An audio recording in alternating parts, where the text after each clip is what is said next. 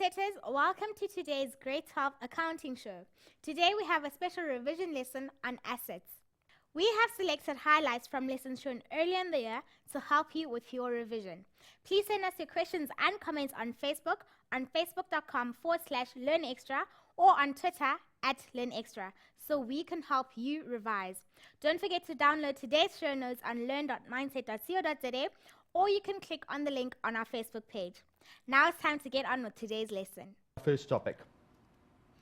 What we need to know if we're thinking about our definition of fixed assets. We really have got two types of assets, and they are non-current and current assets.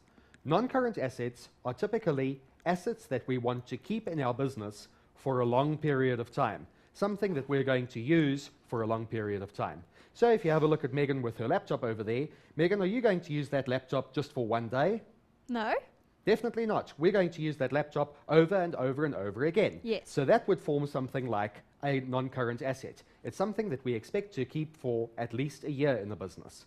However, if you were to get some trading stock in your business, are you going to keep that trading stock for an entire year before you sell it? No. Definitely not, because otherwise you'd be wasting your time. You keep the stock on the shelves and you don't make any money. So trading stock would be something that's a current asset because you want to sell it and convert it to cash within a period of time. That's usually shorter than a year. Now, we usually divide non-current assets up into two parts. They can be fixed assets and they can be financial assets. Where, mindsetters, have you seen this before? I'll tell you where. You've seen it on the balance sheet. When you are drawing up your balance sheet, you have a section on non-current assets, and there's a part for fixed assets and there's a part for financial assets. So your fixed assets are usually divided into three different things. You have land and buildings, you have vehicles, and you have equipment. You can remember those three because land and buildings is L, V for vehicles, E for equipment, and everybody just will love accounting if they remember that. So remember, L, V, and E will give you your fixed assets.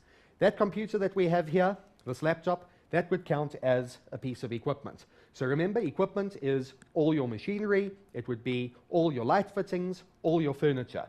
Vehicles, on the other hand, would cover anything that you can drive in, such as trucks, delivery vehicles. It could also be something like a scooter or a motorbike that the business uses for delivery. And then finally, land and buildings would be a piece of land, or it would be something with a structure on it, like an office, a shop, anything that has been built. So those are our three fixed assets. And the other section of non-current assets are what we call financial assets. Financial assets are easy to remember. They are just the assets that you have that are money investments. So for instance, we could put money into the bank as a fixed deposit. Megan, if you put money in the bank for a fixed deposit, are you intending to draw it out tomorrow? No. Usually not. That's what we use our current accounts for. What we do with the fixed deposit is we leave it in the bank for a period of time, and the longer you leave it in, the more interest it gets. So a fixed deposit will be a type of financial asset. It will be non-current because we will try to leave it in the bank for a long period of time in order to earn interest. What you must just be careful of remembering is that some fixed deposits are non-current assets. That is if we are intending to leave them in the bank for longer than a year. But let's say that that year then passes, and next month there's a fixed deposit that's going to expire. You must remember there's a little trick on the balance sheet. That fixed deposit then becomes a current asset if it has less than a year until maturity. So they are only non-current assets if they have more than a year until maturity. So make sure you understand the difference between that, because you often get an adjustment that involves that. Also, please remember that fixed assets depreciate. Depreciation is something that happens to all fixed assets. Things get old, things get used. Through wear and tear, items lose their value. So even though Megan is taking care of that computer, she's not going to be able to sell that laptop at the same price that it was bought for. Why not? Because it's got old. People have used it. There's another reason, though, why fixed assets depreciate, and this is also something that I'm sure you'll remember. Fixed assets can become obsolete. What that means is that new technology or new products that are better actually become available. In the past, people used to listen to music on records. Then there were cassettes. Then there were CDs. Now you have MP3 players that can let you listen to music. So nobody is really going to buy a cassette tape anymore. This is because old technology has been replaced by better technology. So remember that assets can also depreciate when new and better items come out to replace them. So that's some theory on fixed assets. And we'll now move to the calculation of depreciation. That is something very, very important. And mindsetters, I'm sure you've done this since grade 11, but remember to revise it before your final exam because it can come up in many different questions. It can come up in adjustments. It can come up in your cash flow statement, and it can come up in other questions on fixed assets. So what you need to remember is that there are two methods. Our first method of calculating depreciation is the method that is on cost. So here's the formula. It might be a little bit different to the formula that you have in your textbook because different textbooks have got different ways of explaining it. But if you're calculating depreciation on cost, all you do is you take the cost price of the asset, you multiply it by your interest rate, divide by 100. So where R over here in my formula is my interest rate, and then you multiply it by the number of months that you have kept the asset in the business for and divide it by 12. And usually you calculate depreciation at the end of a financial year, or you will calculate it when you sell an asset. But this is just a quick recap of what you should know from grade 11. There's a second method of calculating depreciation, and that is your diminishing balance method. Your diminishing balance method is the one that's a little bit more tricky because there's a small difference. If you look at my first example on cost, I take the cost price, multiply it by the depreciation rate, multiply it by the number of months, and divide it by 12. If I'm doing the diminishing balance method, it's slightly different. So please note this difference. Instead of using the cost price, I am going to use the carrying value. The rest of the equation stays the same.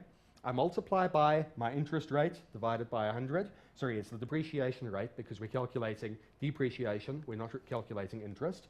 And then we multiply again by the number of months and divide by 12. So you can see that the only difference between the two methods is that the one is calculated on the cost price and the other one is calculated on the carrying value. What is the carrying value? I'm sure you remember that from grade 11 accounting. So please, I'd like you to send us a message. Send us one on Facebook. Let Megan and me know how to calculate depreciation using the carrying value. What is the formula for calculating the carrying value? I'm sure you know it. Send it in to us and we'll announce the answer a little bit later. Okay, now another important key concept is the disposal of fixed assets. And this, I would say, is something that's very, very important to revise. Some people might forget to revise it because it is a grade 11 topic, but it is something that will definitely be asked to you in some way in your matric exams. So what is important about this is to learn the format of the asset disposal account. I'm not going to do this in a lot of detail. I'm just going to talk you through the various steps that you need to do, but make sure that you understand and that you know this format. So the asset disposal account over here, this is a ledger account, but I've just blown it up to look a bit bigger so that you can see what goes on either side. Remember, the first thing that you do is you put the cost price of your fixed asset. That's the cost price of the asset that you're wanting to sell. That will always go on the debit side of your asset disposal account. I'm sure you remember that from grade 11 accounting.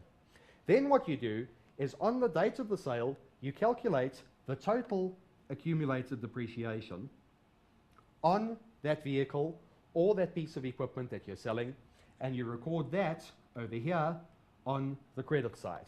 So we've already got the cost price over here, and we've got the accumulated depreciation.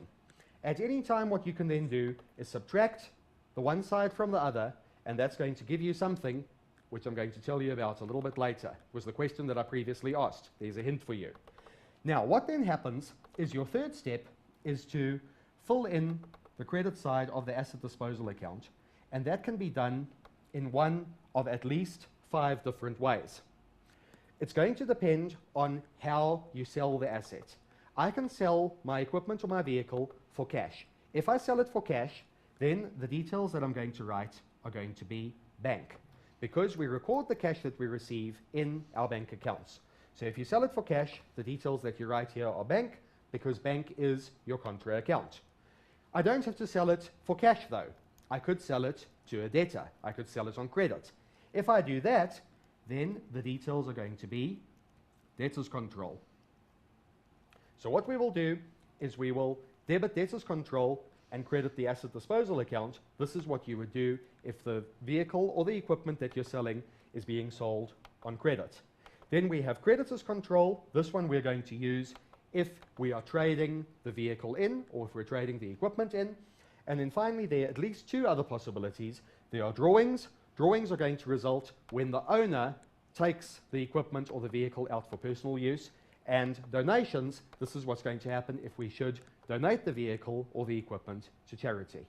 Now, the last step that you do, once you've filled in all the information that you have, the very last step that you do is calculate either the profit on the sale of the asset or the loss on the sale of the asset.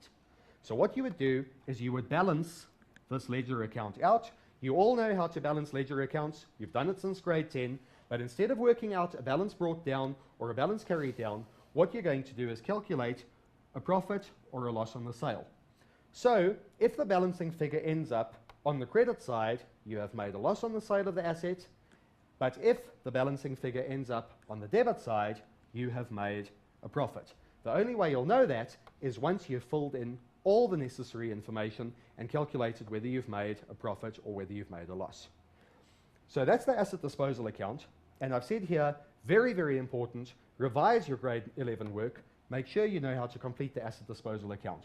And it's often asked not as a specific question, where the question says to you, draw up this asset disposal account.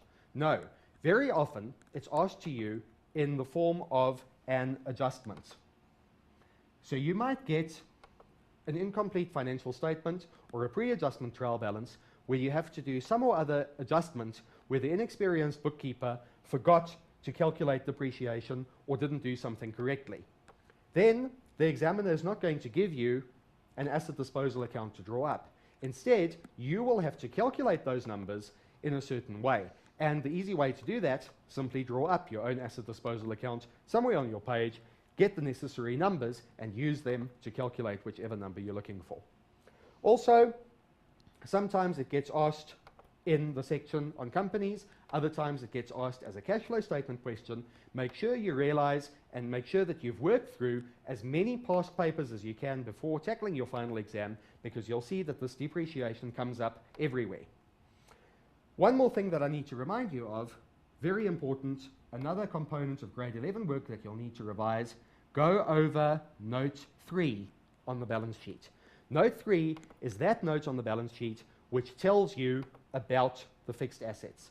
Learn its format, know it well, so that when you come into the exam, you're able to fill in all of the numbers from top to bottom, with the cost price, the carrying value, and so forth.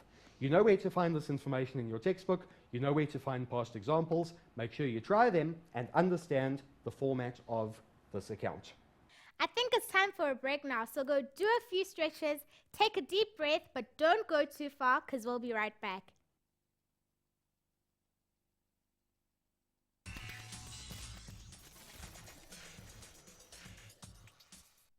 Welcome back from the break. Remember, if you need to revise any other topics, you can get the notes and watch all the videos from the Learn Extra live shows on learn.mindset.co.za, or you can subscribe to our YouTube channel, youtube.com/mindsetlearn. You'll find that we've organized all the videos into shelves and playlists to make it easy for you to get what you want. Now it's time to get back to the revision. Firstly, when we talk about a stock system, what are we referring to? We are referring to the two that you are generally au fait with. One is what we refer to as the periodic system, right? And an example of a periodic system would be your corner cafe that does not have a fully functional computer system linked to the cash register. And your perpetual system, whereby, remember, perpetual means continuous, and it tells you that you will see now, when we discuss each of these systems, what are their advantages, what are their disadvantages, and how do we operate such a system. In other words, what is important is that you need to know both these systems as they can appear in your exam papers, in your assessments, in the work that you are doing in class. Now, what is the perpetual system all about? Remember, from grade 10, you were using the perpetual system. In other words, you were recording the cost of sales after every sale. In other words, every time you had a sale of goods, you were recording the double entry for the sale, right? So if it was a cash sale, you were debiting bank and crediting sales, but at the same time, you were recording the cost of sale. Remember, a debit to cost of sales and a credit to trading stock. In other words, every time there's a sale, we also record the cost of sale. So that deals with the perpetual inventory system. So one of the main characteristics of the system is the fact that every time we have a sale, the cost price is being recorded. Now the periodic system. Obviously, your periodic system, by virtue of its name, tells you that you will only work out the cost of sales at the end of the period. That is why it is called periodical. Okay? And obviously you use a certain formula to do that calculation. And surely you know what I'm talking about. I'm talking about the fact that we have to take our opening stock plus our purchases plus our adjustments on purchases in order to calculate the cost of sales. Now, let us look at the advantages of the perpetual stock system. The advantages of your perpetual stock system is as follows. One, you always know exactly how much stock you have on hand. In other words, if you need to know what stock do I have on hand, you refer to your trading stock account, and that balance indicates to you the value of stock that you have on hand. Stock losses are easier to detect using the perpetual system rather than the periodic system. At any one time, you can determine whether there has been a trading stock deficit or not. It is more accurate and realistic as your cost of sale is recorded every single day with every single transaction. Now, obviously, what we also know is that, unfortunately, one of the drawbacks, one of the disadvantages of the perpetual system is that it is expensive to operate. Why? Think about it. If you are operating a perpetual system, you need to have a fully functional IT system behind that to give you the support and the backup. Every time goods are bought, you have to scan these goods. So you need barcodes, you need a scanner, etc., etc., etc. So you can see that one of the disadvantages is that it is expensive. Look at your periodic on the other hand. When it comes to periodic stock, what do we know? It's much cheaper and easier to implement as compared to the perpetual system. Why? You don't need any of the fancy equipment. It's a simple system. In fact, if you look at some of your school tuck shops, they are run on a periodic system whereby they just sell the goods and periodically stock is taken in order to determine your cost of sales and obviously your gross profit. So you don't need a barcode, scanners, you don't need to record the cost of sales after every transaction. Obviously, like we said earlier, periodic, indicating to you that you work within a certain period and then you determine what you need to determine. Okay, next. So those were stock systems.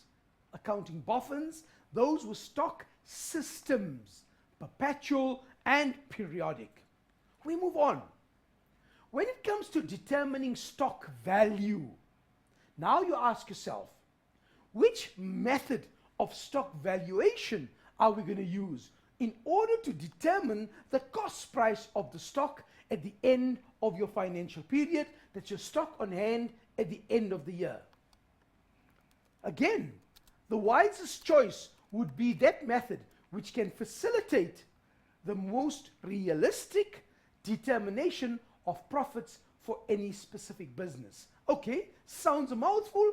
Basically what it does mean, depending on the needs of the enterprise, depending on your needs, what do you want? How do you want to calculate the value of your stock? Will tell you the method of stock valuation. Okay, they talk about 4 methods.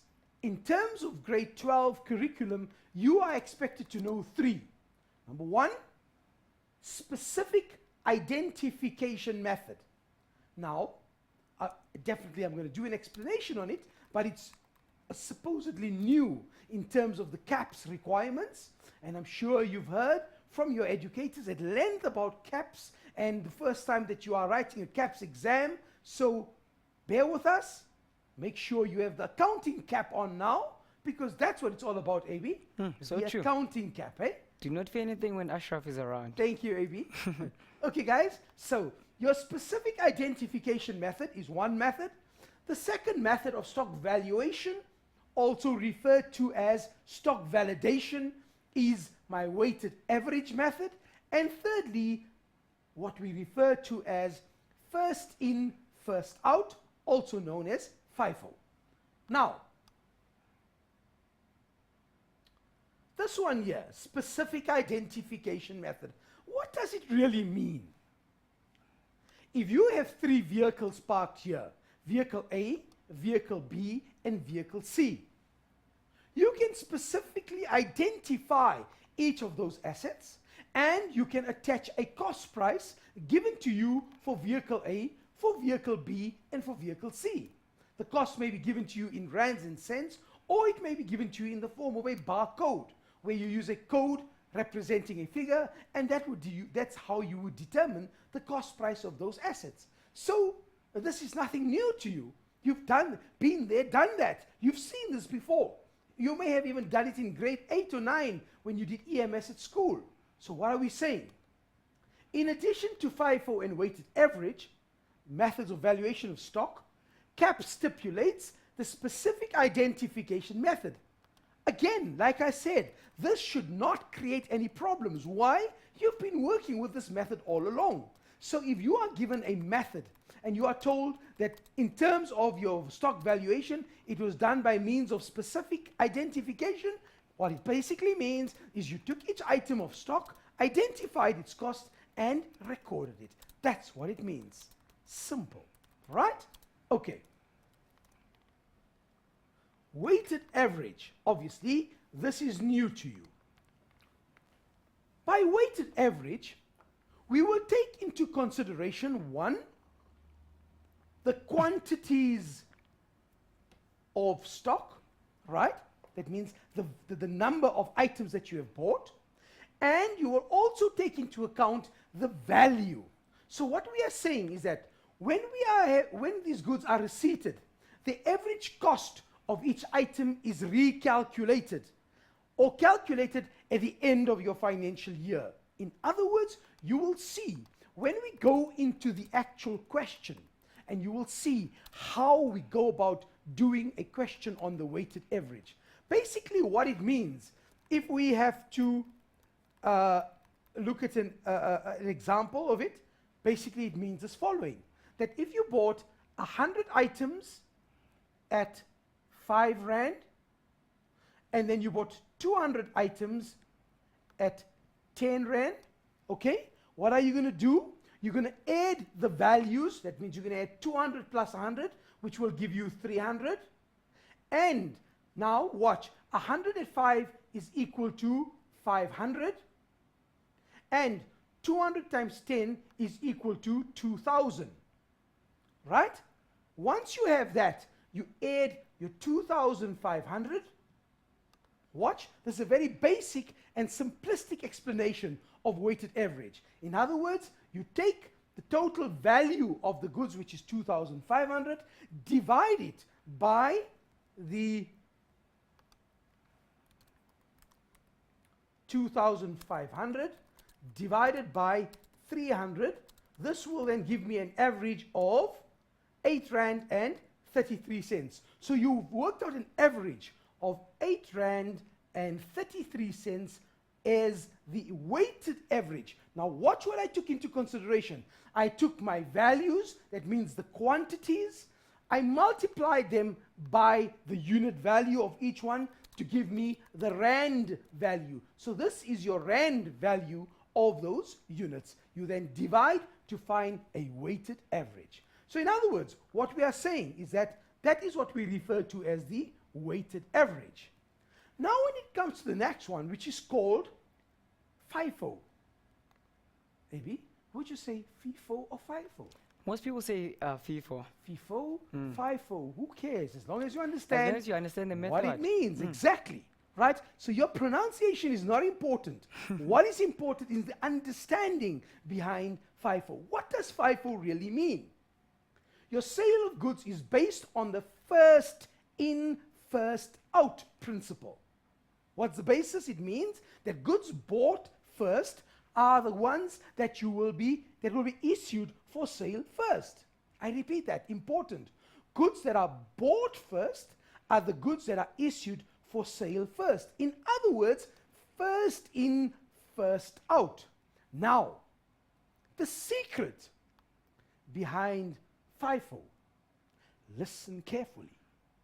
The secret behind FIFO is when you are doing your calculation to work bottom up. Listen carefully. I'm not saying bottoms up, Amy. I'm saying bottom up. So in other words, you work from the bottom of the table in order to do your calculations. Now I'm sure I've piqued your interest. So if you want to know more, the place to be is Learn Extra Live. It's time for a break, so go get some water and grab a snack, and we'll be here when you get back.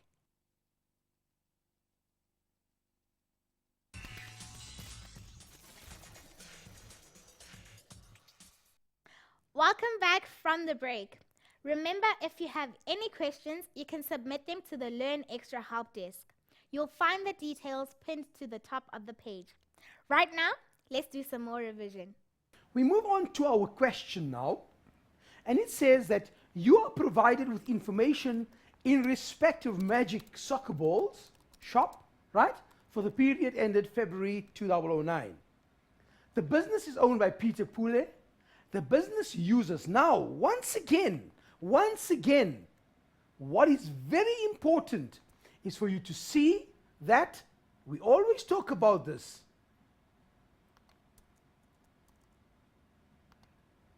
Maybe you remember this one? Read the Full. full question. We won't swear or use an expletive, right? No. There's no need to do I see that. you've underlined the F Yes. Okay. So, they use the perpetual inventory system and the FIFO method of valuing stock. Now, clearly you can see from our lesson that we spoke about the stock system and the stock valuation. The stock system, grade 12 accounting stars, yes, is the perpetual inventory system, whereas your stock valuation is FIFO. Okay, got that. Right, let's go. Number one, the question says, explain the meaning of the term FIFO. What does it mean? It means that, stated another way, the oldest stock that you have is sold first. In other words, if it came in first, it is sold first.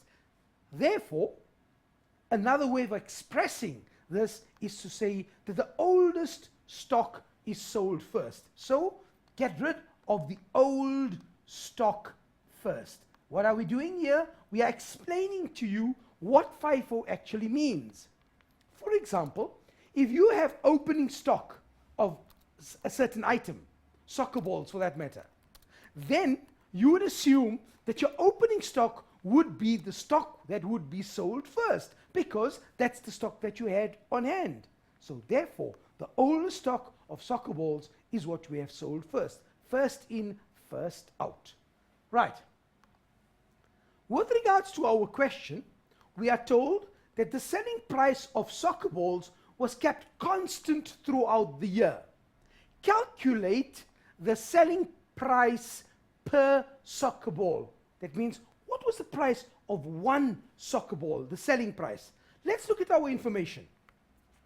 We are told here that the sales of soccer balls was 430,500. That was the value, the selling price in terms of the value. We also know that we sold 2,100 soccer balls. So, what did you sell one soccer ball for? What are we going to do? Very simple. We're going to take our Casios and we're going to say 430,500. 430,500. That's wrong. 430,500. Right? That was the value. How many soccer balls did we sell? We sold 2,100. Divided by 2,100, and the value of your soccer ball sold would be 205 Rand. So in other words, the value of the selling price per soccer ball was 205 Rand. What did we do? We took the value, the total value, divided by the number that we sold. Right. We are now asked to calculate the number of balls that are missing. Right? Okay, very simple. Let's go back to my information. Let's go back to my information. And I find that I have here my opening stock of soccer balls is an amount of 750. Okay? So I started off with 750 soccer balls, which was my opening stock. Therefore, 750 would be the number of soccer balls at the beginning of the financial year. Then, how many soccer balls did I buy? If I look at my purchases column, I can clearly see that I bought 2,480. That one. 2,480. In other words, 2,480 is the purchases of soccer balls. Right. Next, what do I need? I am told that I have left over a total of 1,100 soccer balls. Okay, now, if I take my 750 soccer balls that I had at the beginning of the year, plus the 2,480 that I purchased, minus the 2,100 that I have left over, gives me a figure of 1,130. Right. What is the 1,130? The number of soccer balls that I'm supposed to have left over. Now, if I look at the question, I can see that I only have a closing stock of 1,100. Clearly you can see from this question here, clearly you can see that I only have 1,100 on hand. This means that 30 soccer balls were stolen. Let's go through it one more time. Number one, you take the value of, or the number of soccer balls at the beginning of the year, 750, right? You add what you bought, the 2,480, right? You then subtract what you sold to tell you what is supposed to be left over.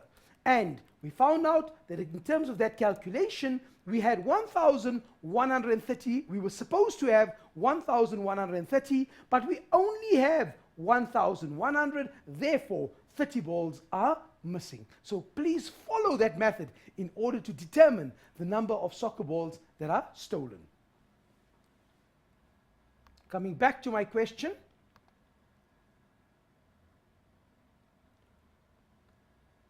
What entry would you make in the books to record this year? Obviously, once you have identified that the soccer balls were stolen, you now need to make an accounting entry. And the accounting entry is as follows.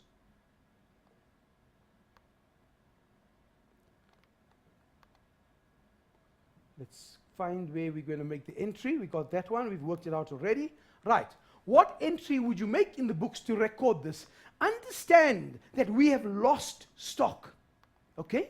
So therefore, you're going to debit an expense account. You can call it stock theft or whatever you want to call it. It's not important as long as you realize that you are debiting an expense account. So you're debiting stock theft and you're crediting your purchases account if it was periodic, right? In our case, because it's perpetual, we will credit our trading stock account. Now you will notice that I've given you two alternates here. Because if we're using the periodic method, we do not have a trading stock account. Therefore, it would be purchases if it is periodic, but relevant to our question, because it is perpetual, we will enter it into our trading stock account. Once again, the double entry. A debit to stock deficit, stock theft, stock stolen, whatever you want to call it, as long as you realize that you have an expense account, and that is important. So debit the expense, credit your asset account, namely trading stock, because we are using the perpetual method. Right. The next question says,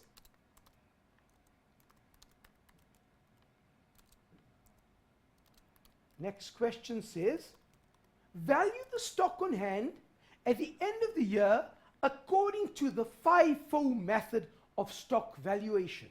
All right. Now, very, very, very important. What was the secret that I whispered to you regarding FIFO? I said, bottom up. I said, bottom up. Watch this here. In other words, if you're looking at your purchases now, your emphasis is on this one here. Watch. That is where my emphasis is. And you start at the bottom of your table. Why? Because you're using the FIFO method, meaning what? The oldest stock is sold first. In other words, you are left with what? With the stock at the end of the year. So in other words, there's 480 units giving me a value of 76,800. So in here, what we can say is that 76,800, and if we check the number of units there was 480, so therefore this is represented by 480 units. But now remember something else. You are working with 1,100. You need to cater for your stock at the end of the year is 1,100 units. Okay? So you've already dealt with this 480. It's taken care of. All of this is what you got left over. But that's not enough to cater for my closing stock. So I go bottom up. I move up in my table. Now what do I look at? I say, fine, take my 1,100 minus the 480, and that gives me a figure of 620. Now, which 620 do I have? It's 620 of these units here that were purchased on the 25th of October. Keep that in mind. So 620 times 620 times 120, which will give me a value of 74,400. Okay? So 74,400 would be the value there, represented by 620 units. Watch what I've done. If I add this figure here, it gives me a figure of 1,100, which is the stock that I have left over at the end of the financial year. The value of that stock would be plus 76,800, and that gives me a figure of 151,200. 151,200.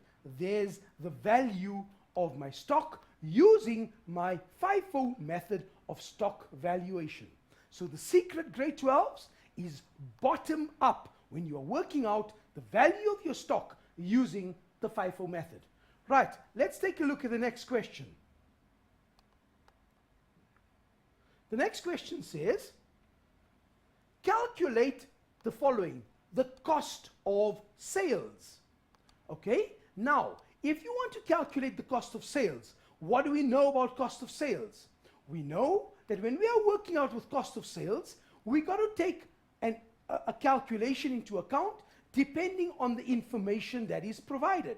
Now, going back to my table, what do I know?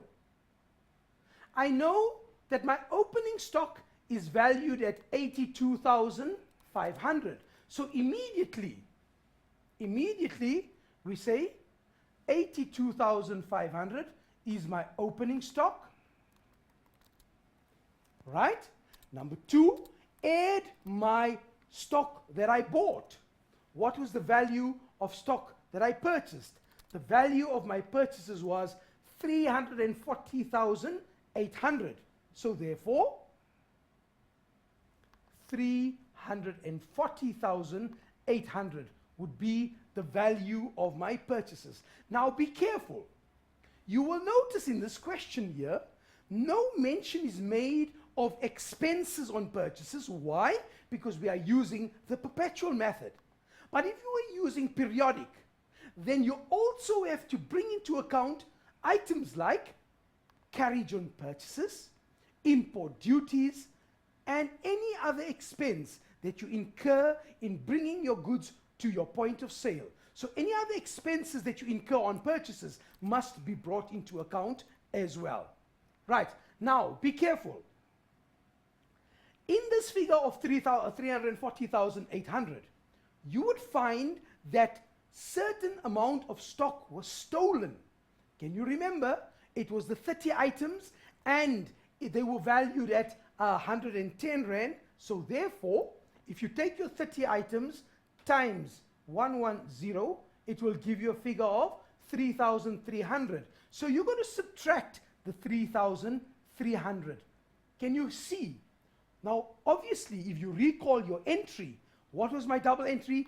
A debit to my stock deficit and a credit to trading stock. So you can see that you are subtracting your trading stock deficit. So in other words, you've got your opening stock plus your purchases minus the stock that was stolen and minus your closing stock, which was 151,200. Okay, now, obviously, if you take all of this here, 82,500, 82,500 plus 340,800 minus 3,300 and minus 151,200, this will then give you a figure of 268,800, and this is now your cost of sales. We calculated the cost of sales. We now expected to calculate the gross profit for the year. Remember, when it comes to your gross profit, what do? It's your sales minus your cost of sales. And obviously, we have worked out the one figure we worked out, that was the cost of sales, that was 268,800. 268,800. Remember, our sales figure is given to us in our table, and our sales figure was 430,500. Therefore, 430,500 minus 268,800. Let's take out our Casios, and here we have 430,500 minus 268,800. And my answer is 161,700, and that would be my gross profit, my GP. Now, let's just take this one step further. Obviously, this is relevant to this question here. If you are told to calculate your percentage markup that you are applying, then obviously you need to use the financial indicator to be able to do that. And one more important part, when you are calculating your cost of sales, remember in this method here, because it was perpetual, you could take information that was given to you, like I alluded to earlier on. Also be aware that we sometimes use the periodic system. And with your periodic system, you do recall that there are certain adjustments that you have to put through in order to calculate your cost of sales, right? And what are those adjustments? Just to bring them to your attention, remember the calculation of cost of sales when we are using periodic system is as follows: opening stock, right? Then you add your purchases. Now remember, this purchases figure here would be in brackets with calculations. Why? You're going to subtract your creditors' allowances. You're going to subtract any donations, any drawings that you may have had. So purchases would be subjected to certain other additional adjustments. Right. To it we would add what? Our expenses. Which expenses? Our expenses on purchases. Like what? Carriage on purchases, import duties, customs duties. All these are expenses that increase the cost price of my item that I have purchased, which I'm going to resell. So keep that in mind. Examples of these would be import duties, etc. I'm just going to list one of them just so that you can recall and remember that that's just one expense. At the same time, let me just take it one step further. Sometimes you find examiners wanting to test your knowledge, and they give you an item called carriage on sales. Now grade 12s, that's what we call a red herring, to lead you astray. And you're not going to be led astray, because what did we say? Don't fear when Ashraf is near. So be careful of carriage on sales. Why? Because carriage on sales has absolutely nothing to do with purchases. It's a normal delivery expense which you would transfer to your profit and loss account. So be mindful of that. Watch out for that. Carriage on sales does not impact on my calculation in any way. So remember, once again, opening stock plus purchases and calculations, please, for purchases. Show your calculations. Why? You will notice from all your exam papers that whenever a calculation is given to you and you are expected to do that calculation, you get part marks for your calculations. Right.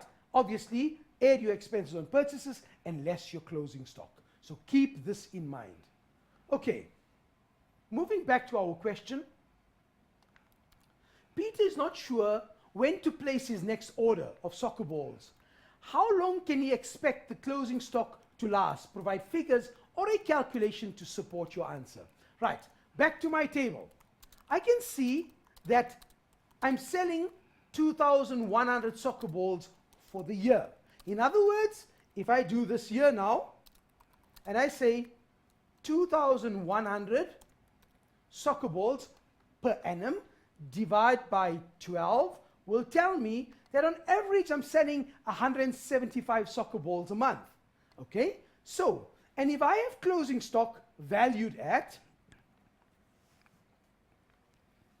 remember, my closing stock was valued at 151,200. So therefore, if I take my 151,200 divided by 175, there's something that I'm doing wrong here. Let me just redo that one. We're saying that we want to know how long will the soccer balls last us. So if you take your 151,200, which is my closing stock of soccer balls, right? And that soccer balls will last you an average of, that's the value of your soccer balls, right? the rand value. The number of soccer balls that we had on stock, let's look at our table. To get the number of soccer balls was 1,100. That, remember, the 151,200 was the value, and this is the number, the units. So take your 1,100 divided by 175, and you will see it will last you plus minus 6.28, 6.3 months. That's how long you expect your soccer balls to last you. We've come to the end of today's show. Thanks for joining me and for chatting to me during the show. Remember to visit our website, learn.mindset.co.za, to download the show notes and to watch all the videos from this year's shows. Goodbye.